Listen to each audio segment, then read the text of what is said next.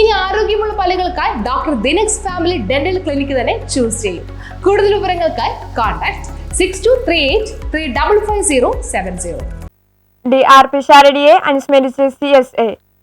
Cultural society of അങ്കമാലിയുടെ സ്ഥാപകാംഗവും ജനകീയനായ കമ്മ്യൂണിസ്റ്റ് നേതാവുമായിരുന്ന DR പിഷാരടിയെ CSAയുടെ ആഭിമുഖ്യത്തിൽ അനുസ്മരിച്ചു. Farmers cooperative bank president KA Chackochan അനുസ്മരണ പ്രഭാഷണം നടത്തി. CSA president doctor CK Eapen അധ്യക്ഷനായിരുന്നു. 1973 CSA പ്രവർത്തനം ആരംഭിക്കുമ്പോൾ doctor CP Gopinatha Menon, Manishada MT Thampi തുടങ്ങിയവരോടൊപ്പം DR മുൻനിരയിലുണ്ടായിരുന്നു. CSAയുടെ ആദ്യ വൈസ് പ്രസിഡന്റായിരുന്നു. ട്രേഡ് യൂണിയൻ രംഗത്തും പുരോഗമന സാംസ്കാരിക മേഖലയിലും ജനകീയ സാന്നിധ്യമായിരുന്നു. Block development committee chairman, Angamaly municipal councillor എന്നീ നിലകളിലും സേവനം അനുഷ്ഠിച്ചിട്ടുണ്ട്. CSA treasurer KN Vishnu master അനുശോചന പ്രമേയം അവതരിപ്പിച്ചു. DR-നോടൊപ്പം പ്രവർത്തിച്ച മുൻ മന്ത്രി അഡ്വക്കേറ്റ് ജോസ് തെറ്റയിൽ, മുൻ നഗരസഭാ chairman K Kuttappan, Sreemoolanagaram Mohan, GCDA director board അംഗം advocate KK Shibu, CPIM area secretary KP Rajeesh, CSA general secretary Tony Parambi, vice president MP Rajath, EK Murali, taluk library council vice president Shaji Yohannan, Jimmy Varghese, MP George എന്നിവർ സംസാരിച്ചു.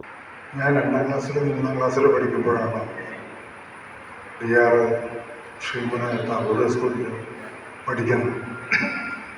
എൻ്റെ സഹോദരി അദ്ദേഹത്തിൻ്റെ സഹപാഠി, എൻ്റെ ജ്യേഷ്ഠൻ അദ്ദേഹത്തിൻ്റെ സുഹൃത്തായി. അതുകൊണ്ട് എൻ്റെ വീടിൻ്റെ മുമ്പിൽ കൂടിയാണ് അദ്ദേഹം സ്കൂളിലേക്കൊക്കെ പോയിക്കൊണ്ടിരിക്കുന്നത്.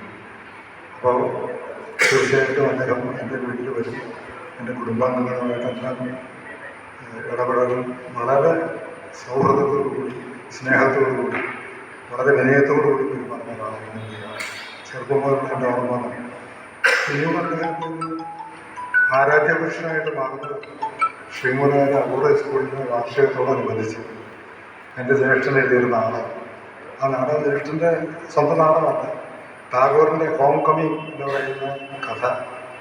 അമ്മയും ഒഴിവുകാലം വന്നു എന്നുള്ള പേരിൽ ജ്യേഷ്ഠൻ എഴുതി DR-ൻ്റെ ഒക്കെ നേതൃത്വത്തിൽ അവതരിപ്പിക്കുകയാണ്.